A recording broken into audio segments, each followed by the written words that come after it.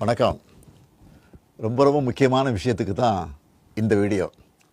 இன்றைக்கி காலையில் நம்ம அரசு சார்பில் 5,000 ரூபாய் உங்கள் அக்கௌண்ட்டுக்கு வந்திருக்கோம்.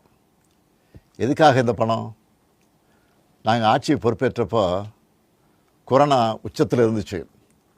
அதை சமாளித்து மக்களின் உயிரை காத்தது மட்டும் இல்லை, அவங்க வாழ்வாதாரத்தை காக்க 4,000 ரூபாய் நிவாரணத் தொகையையும் வழங்கணும்.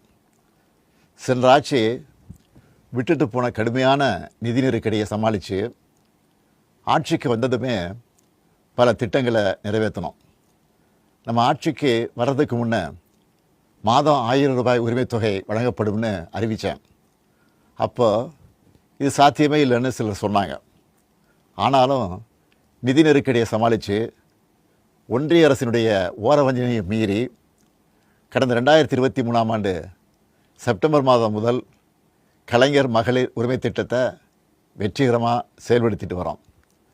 முதல்ல 1,13,00,000 மகளிருக்கு பயனளித்த இந்த திட்டம் அண்மையில் அது விரிவுபடுத்தப்பட்டு இப்போ 1,31,00,000 குடும்பத் தலைவிகள் பயன்பெற்று வராங்க.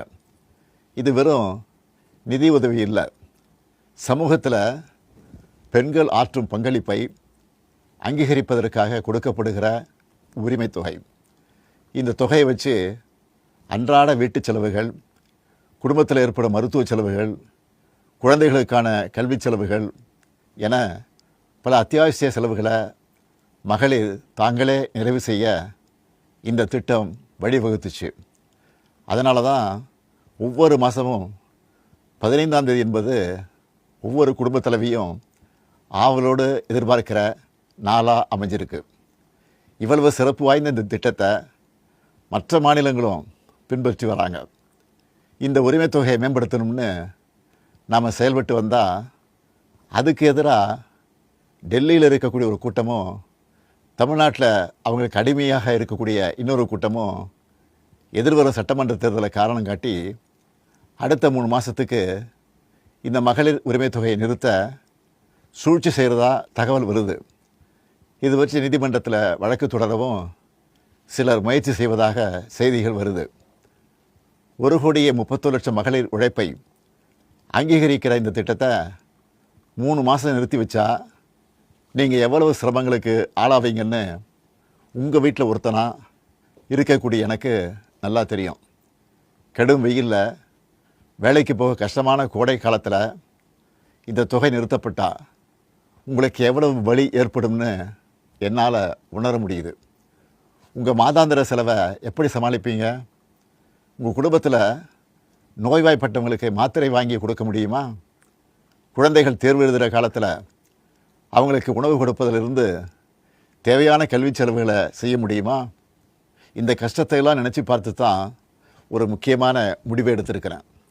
அதன்படி இந்த பிப்ரவரி மாதம் மட்டும் இல்லாமல் அடுத்த 2 மாதம், அதாவது மார்ச் ஏப்ரலுக்கான உரிமைத் தொகை தவணைகளை சேர்த்து 3,000 ரூபாயும், கூடுதலாக கோடைக்கால செலவுகளை கருத்தில் கொண்டு மேலும் 2,000 ரூபாய் சிறப்பு தொகையும் சேர்த்து இந்த பிப்ரவரி மாதம் 5,000 ரூபாயை சிறப்பு மகளிர் உரிமை தொகையாக 1,31,00,000 பெண்களுக்கு வழங்க உத்தரவிட்டிருக்கிறேன். இந்த தருணத்தில் இன்னொரு அன்பான வேண்டுகோள். இந்த 5,000 ரூபாயை அடுத்த 3 மாதத்துக்கு நீங்கள் பயன்படுத்திக்கணும் என்பதால் கொஞ்சம் கவனமாக செலவு பண்ணுங்கள். முடிஞ்ச அளவுக்கு சேமிக்கவும் பாருங்கள். அன்பு சகோதரிகளே, உங்கள் ஆதரவோடு அடுத்து அமையப்போகிறதும் திராவிட மாடல் ஆட்சி தான். அதனால் நீங்கள் மனம் குளிரும் சிறப்பான ஒரு அறிவிப்பையும் இந்த நேரத்தில் சொல்ல விரும்புகிறேன்.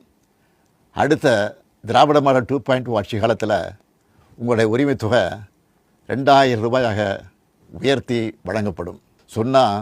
சொன்னதை செய்கிற முத்துவேல் கருணாநிதி ஸ்டாலின் கொடுக்கிற வாக்குறுதி இது. இதையும் எப்படி பண்ணுவோம்னு சிலர் கேட்கலாம். கடந்த ஆட்சியின் 10 ஆண்டுகளில் தமிழ்நாடு அடைய முடியாத பொருளாதார வளர்ச்சியை இந்தியாவே திரும்பி பார்க்க அளவுக்கு சாதித்து காட்டினவங்க நாங்கள். அதனால் எந்த தடை வந்தாலும் அதையெல்லாம் தாண்டி தமிழ்நாடே வெல்வோம் ஒன்றாக.